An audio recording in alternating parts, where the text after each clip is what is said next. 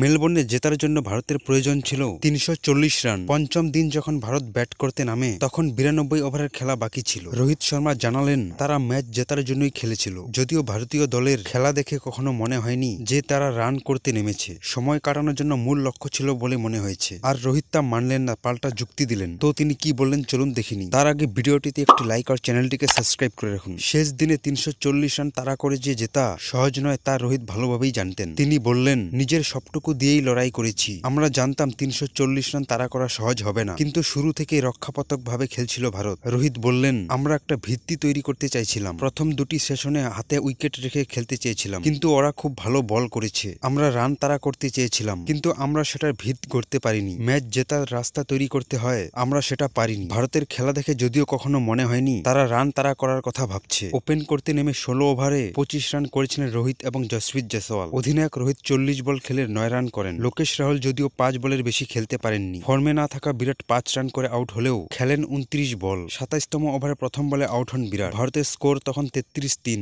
ঋষভ পন্থ এবং জসপ্রীত মিলেও সময় কাটানোর দিকেই মন দিয়েছিলেন। তারা চা বিরতির পর্যন্ত কোনো ঝুঁকি নেননি। তৃতীয় সেশনে পন্থ পুল মারতে গিয়ে আউট হন। সেটাই প্রথম আগ্রাসী শট ছিল তার। ১০৪ বলে ৩০ রান করেন পন্থ। তিনি এই ধরনের ক্রিকেট সাধারণত খেলেন না। জসপ্রীতও ২০৮ বলে ৮৪ রান করেন। তিনি যথেষ্ট ঝুঁকিহীন ক্রিকেট খেলেছিলেন। ৯২ ওভারে ৩৪০ রান করতে হলে ভারতের ওভার প্রতি ৩.৬৯ রান প্রয়োজন ছিল। কিন্তু জসপ্রীত যখন ৭১তম ওভারে আউট হয়েছেন তখন ভারতের ২০০ রান প্রয়োজন ছিল। জেতার জন্য খেললে শেষ বেলায় সেই রান তোলা যথেষ্ট কঠিনই হতো রোহিতদের পক্ষে।